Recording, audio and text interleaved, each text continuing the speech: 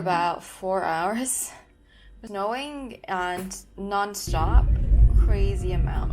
Because it's Hokkaido, that's why, people are skiing here because it snows so much. Like, my eyes just hurt so much because everywhere is like fucking white. There's not even, like, you can't even see your road. So I took a nap for like, I think about 15 minutes and then back on the road. But it was just really nowhere for you to like take a rest. I went to the Fulano hotel first. I put like my drones and my laptop and everything. Then I realized, okay, this is not the one. And, like, the front desk hated me for like, asked her for a map code to put in the Japanese GPS, and then she gave me one that doesn't work. Be able to just like walk to the ski. It's on the second floor basically, and then I can also do the rental, buy a lift ticket, get the locker, everything in there.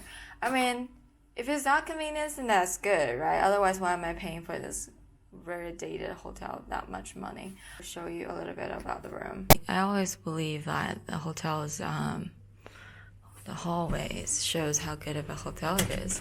Yep. The sink is right here. The towels. And then restroom. And then here is the thing. And so, 2 beds, because I thought there was another person coming. So, anyways, this is pretty cool because it really controls like everything. I mean, I've been to many hotels that got a lot of button right here, but like, of course, every lights. So this is like very interesting. Yeah.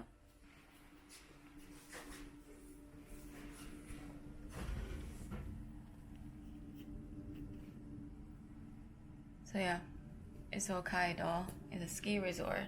It's snowing, so of course, this is what it looks like.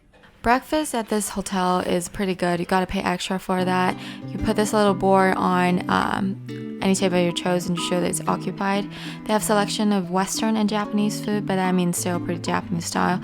So most of them were pretty bland. If you are not going to have breakfast here, like I paid for 2 person, but it ended up being just me, then they would give you some vouchers that are good for bakery shops or cafe to have lunch. Board shop, yeah, pick up my board. I paid a little extra for this board, the Pillow Talk. Used it once before. I think it works fine. And then there's a lot of like shorter boards here in Japan. So I think it was a lot of powder, and I've never skied powder before. So even if I'm like fall, it doesn't feel like fall. I take off my jacket because it's actually pretty hot. I don't know why.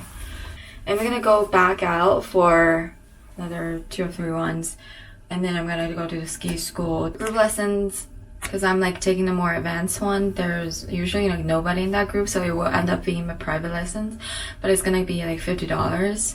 So that's pretty cool for like 2 hours, right?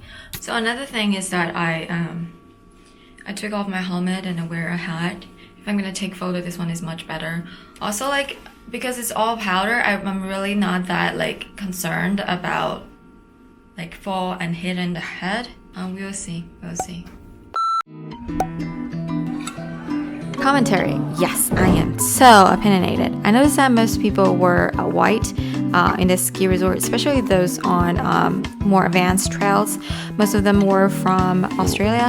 I just found it fascinating because there aren't any good ski resort in Australia. Like, how did you guys feel interest? And it's like a solid 6-7 hours of flight to Japan. So both of my instructors are farmers. During summer to plant potatoes, and in the winter they work at ski resort. It just sounds like a very seasonal type of lifestyle, which is so fascinating.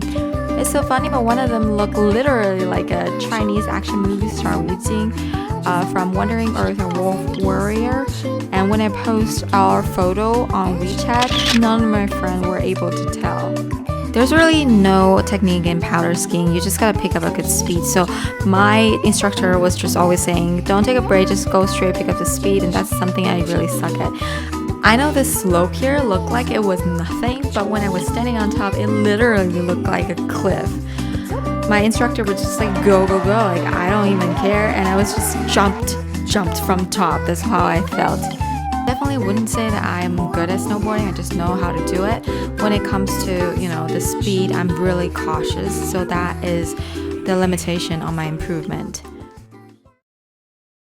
In my next vlog, I will experience the first roadside assistant of my life. Then we'll head over to Alcalá Lake to enjoy some firework.